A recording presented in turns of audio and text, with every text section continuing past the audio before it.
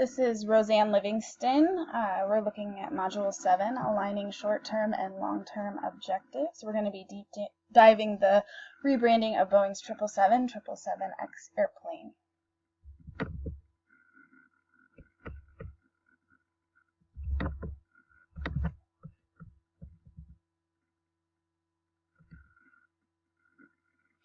A little background on the original 777 airplane. It was actually a very successful airplane.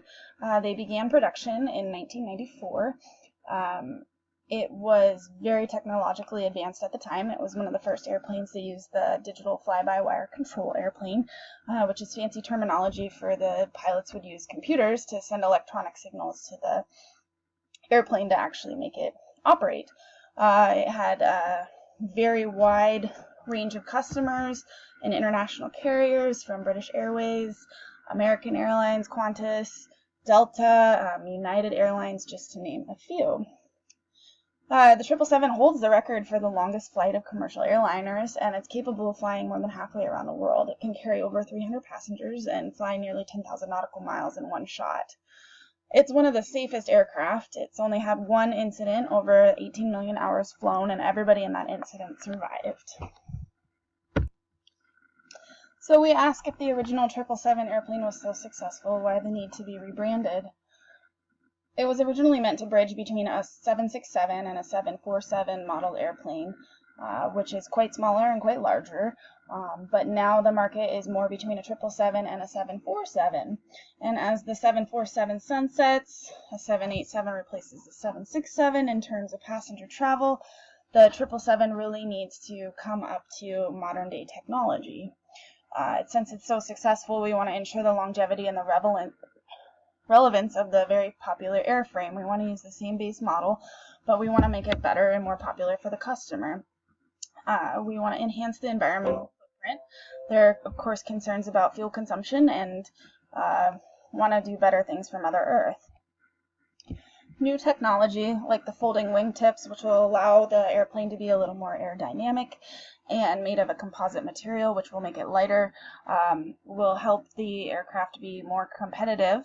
And even though there's the demand for the wide-body airplane has decreased with the slump in cargo and international travel needs, it will help this airplane be successful in those flights that still do need to happen city to city.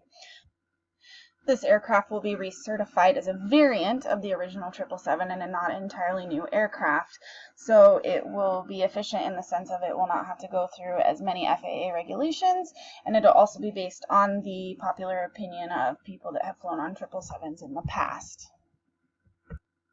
With this new aircraft, the Boeing company still really wants to appeal to what the customers and the consumers want. Bottom line, big message to take home is that the airline companies are looking for cheap, cheap, cheap. They're looking for cheap financing in a time that's demanded for travel. They want high quality aircraft and enhancing their customer experience. They don't want to spend as much time retraining for their pilots and their staff. And they want to be able to compete within airports and airspace congestion. They still have needs to connect major cities up to 18 hours apart, even though in general those long spans have kind of sunsetted. But they want to be fuel efficient in those big journeys. And second to paying their employees, the fuel is their biggest expense. And they want to decrease their carbon footprint and save money at the same time. So how is Boeing going to ensure that they're successful with this rebranding of the 777 to the 777X? They're going to need to look at three main categories, being financial. How are they going to measure their profits? To the customer, how are they going to promise the customer this is a better aircraft? And to internally learning and growing and making the aircraft profitable. Under a financial aspect, they're going to need to build the aircraft at a competitive cost. They're going to need to lock in pricing with suppliers and determine labor hours needed to build the jet itself. The cost of production versus the cost of the sale will be the profit margin, and stocks and financial report outs should really show that the airplane is profitable. The target is, of course, an increase in profit margin and stock prices, which will reflect public faith in the jet and also in the customer. From a customer perspective, the big customer goal is to provide a fuel-efficient aircraft to carry passengers and cargo. The composite materials and the wider wingspan will reduce the weight and provide aerodynamics, which allow the airplane to go to any airport and use any runway that any regular 777 would already. The consumption of fuels compared to travelers and the amount of cargo transported would be the measure in order to tell that the airplane is more fuel efficient than its predecessor. Our target is really 10% lower fuel costs and 10% less operating costs for our airline customers, which of course enhances their profit margin. Learning and growth, really turning around and looking inside the company itself. We need to lean our processes out for further profit margins. We need to retain the employees, keep training employees, keep looking at the aircraft itself, review engineering and improve engineering so that we're consistently improving the build process, bringing those labor hours down. We would measure by first pass quality, meaning little defects out the gate, no repairs. We would look at cost per job, how many hours is it taking people to perform the jobs to build the airplane, and overtime rates are also a great indicator of how much money we're really spending building this jet. Our target is really to see 100% first pass quality, no errors out the gate, reduce our cost per job by 50%, and to be able to increase our rates selling the jets as customers demand in the long term. Key performance indicators will help us determine how successful the rebranding of the 777 to the 777X airplane will be. The first key performance indicator is financial. Investors will show faith in the Boeing company by increasing the stock market price and prices per share.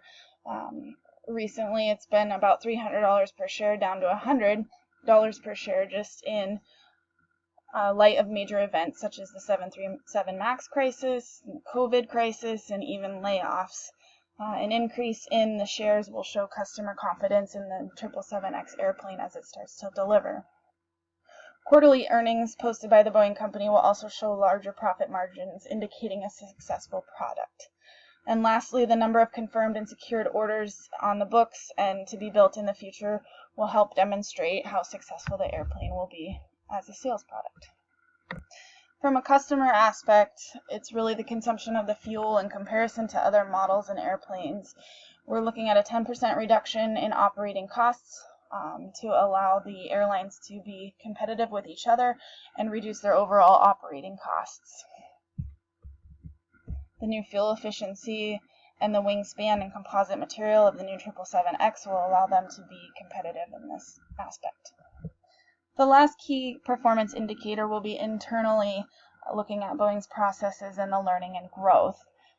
We're looking to measure 100% first pass quality, 50% reduction in each cost per job that's used to build the airplane itself, and the ability to ramp up production rates at any time to meet customer needs. Successful metrics in this aspect will also demonstrate that the production of the airplane itself is successful. The Boeing company is going to need to do a few things in order for this jet to be successful and delivery to be successful. As Henry Ford once said, coming together is a beginning, staying together is progress, and working together is success. The vision and strategy need to be very clear with all the leaders of the company and the employees.